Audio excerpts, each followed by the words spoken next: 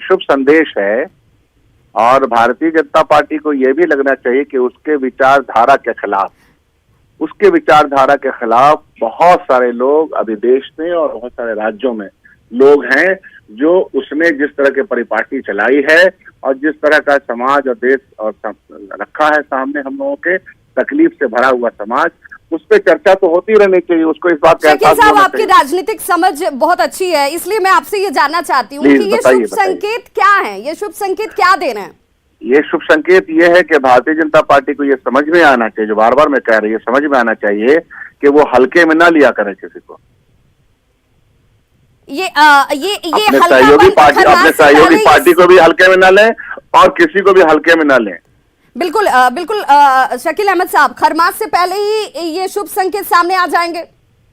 अब ये खरमास के पहले देखिए, मैं एक बात कहता हूँ, देखिए मैं हमेशा एक बात कहता हूँ, हर मौसम है प्यार का मौसम, क्या रखा है संयोग को बहुत मानते हैं शकील अहमद साहब। आप तो ये समझते होंगे कि बिहार में सब कुछ पंडित, शुभ मुहूर्त, संयोग बहुत मानते हैं। मैंने आपको एक शेर का एक टुकड़ा सुनाया कि हर मौसम है प्यार का मौसम, क्या रखा है सावन में। तो मिलन जुलन तो हर समय अच्छे काम के लिए हर रोज शुभ है। चलिए, हर रोज शुभ है, इसीलिए आने वाले वक्त में, मतलब इन 3 दिनों में ये शुभ जो भी है वो सामने आ जाएगा। जाहिर सी बात है कि और आप लोगों को सबसे पहले पता चल जाएगा। चलिए, बहुत बहुत शुक्रिया हमारे साथ जुड़ने के लिए। शकील अहमद साहब ये कह रहे थे कि बस कुछ इंतजार कीजिए और गलतफहमी मत पालिए। सीधे तौर पर उन्होंने कहा कि बीजेपी को कभी भी गलतफहमी नहीं पालनी चाहिए थी, क्योंकि जो हो रहा है वो बीजेपी की वजह से हो रहा है। और अब ये 3 दिन जिसमें बहुत कुछ शुभ होने वाला है, अब शुभ किस लिहाज से होने वाला है जिसकी तरफ शकील अहमद साहब भी इशारा कर रहे हैं, क्योंकि कांग्रेस ने भी अपने विधायकों को बुला लिया है, सभी विधायकों को पटना बुलाया गया है। और यही राजनीतिक मूव जो है, जिसे कहा जाता है कि सियासत में टाइमिंग बहुत मायने रखती है, और अब ये टाइमिंग ये इशारा करती है कि यहां पर एनडीए ज्यादा दूरी तक या ज्यादा वक्त तक टिक नहीं पाएगी, क्योंकि अब ये संकेत सामने आने शुरू हो चुके हैं। और जो बड़ी जानकारी सामने है उसमें यही कि सभी पार्टियां, अब सिर्फ 3 पार्टियां ही नहीं, बिहार की सभी पार्टियों की तरफ से, जो बड़ी पार्टियां हैं उन पार्टियों की तरफ से अपने अपने विधायकों को पटना में बुलाया गया है, पटना में रहने के निर्देश उन्हें दिए गए हैं। और सियासत के लिहाज से ये 3 दिन बेहद खास और बड़े और महत्वपूर्ण हो जाते हैं। बिहार की मौजूदा राजनीतिक गतिविधि पर सभी पार्टियों ने अपनी अपनी नजर बना रखी है।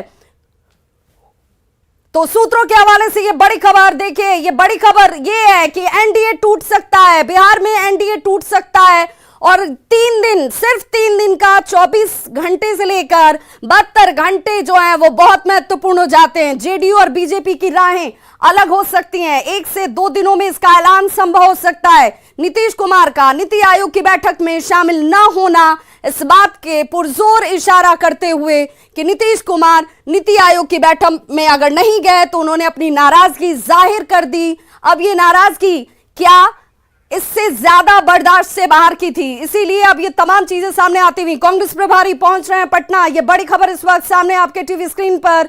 दिल्ली से पटना के लिए रवाना हो चुके हैं कांग्रेस प्रभारी, और सब पार्टियों की नजर इस वक्त जेडीयू की बैठक पर जाकर टिक गई है। कांग्रेस प्रभारी पटना पहुंच रहे हैं कांग्रेस की तरफ से। हालांकि सभी ने चुप्पी साध रखी है, क्या होने वाला है, क्या बड़ा होने वाला है। कांग्रेस प्रभारी को बातचीत की जानकारी नहीं है।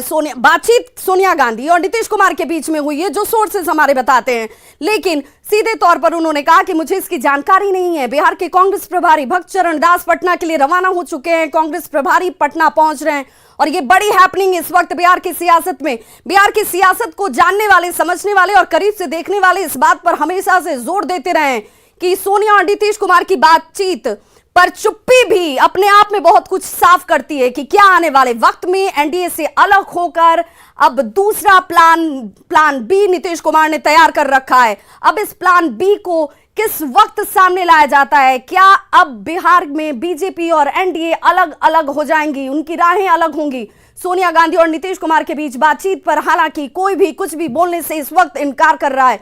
प्रभारी को बातचीत की जानकारी नहीं है। उन्होंने कहा कि कांग्रेस की तरफ से इस बात की जानकारी मुझे नहीं है कि बातचीत हुई है या नहीं हुई है, लेकिन शुभ संकेत जरूर मान रहे हैं। अब देखिए, जेडीयू और बीजेपी भले ही इस बात को लेकर के जोर ना दे रही हो कि जो हो रहा है वो शुभ है या फिर अशुभ है, लेकिन कांग्रेस ने ये जरूर खुलकर कह दिया कि जो हो रहा है वो शुभ संकेत है। अब ये शुभ संकेत समझने वाले सियासी जानकार जरूर बताते हैं कि ये शुभ संकेत एनडीए के लिए तो कम से कम परेशानी का सबब जरूर हो सकते हैं। संवाददाता संजय हमारे साथ इस वक्त सीधे जुड़ गए हैं लाइव।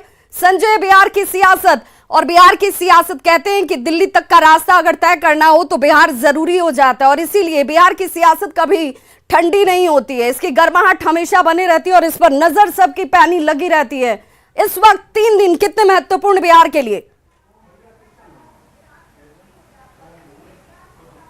देखिए, निश्चित तौर पर विवाद जिस तरीके से हालात उभर कर सामने आए हैं, वैसे में बिहार में राजनीतिक गतिविधियां जो है वो अपने चरम पर पहुंचती हुई दिख रही है। खासकर जितने भी पॉलिटिकल पार्टीज हैं उसमें एक्टिविटी बढ़ गई है। देखिए, जीतन राम मांझी की पार्टी हो या फिर जदयू हो या फिर कांग्रेस की भी आप बात कर लें या फिर राजद की बात कर लें, सभी ने अपने विधायकों को पटना में रहने को कहा है और राजद के विधायकों को कहा गया कि वो पटना में बने रहें। चूंकि जदयू ने भी अपने सांसदों, विधायकों, विधान पार्षदों की बैठक बुलाई है, मुख्यमंत्री नीतीश कुमार खुद रूबरू होंगे अपने जनप्रतिनिधियों से। इसके अलावा जीतन राम मांझी की पार्टी ने भी विधायक दल की बैठक बुलाई है पटना में। इसके अलावा आज जो नया डेवलपमेंट है, कांग्रेस जिसकी निगाहें मौजूदा जो पॉलिटिकल परिदृश्य है बिहार में उस पर टिकी हुई है, उसने भी विधानमंडल दल की बैठक बुलाई है पटना में।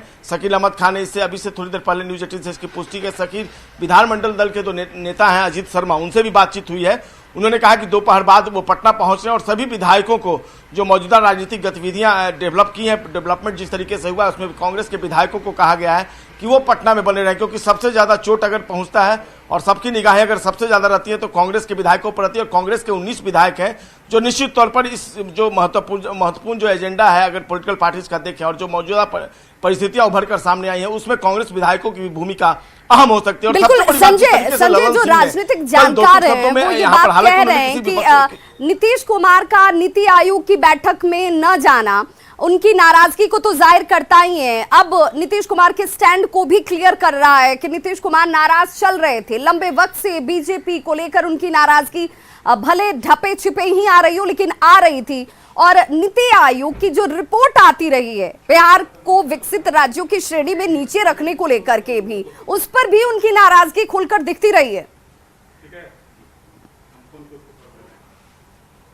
देखिए, निश्चित तौर पर बार बार जब नीति आयोग की रिपोर्ट आती है तो कैसे बिहार में राजनीतिक जो फिजा है वो किस तरीके से गरमा जाती है, तमाम तरह के आरोप जो है वो लगने लगते हैं। और कहा जाता है विभिन्न जो पॉलिटिकल पार्टीज हैं, इवन जो सत्ता से जुड़े हुए लोग भी वो भी मानने लगते हैं और प्रतिक्रिया भी सामने आने लगती है। और ऐसे में कहीं ना कहीं जो जदयू है वो अपने को महसूस करता है कि वो कटघरे में आ गया है और तमाम तरह के जदयू की तरफ से भी रिएक्शन सामने आने लगते हैं। और ऐसे में मुख्यमंत्री का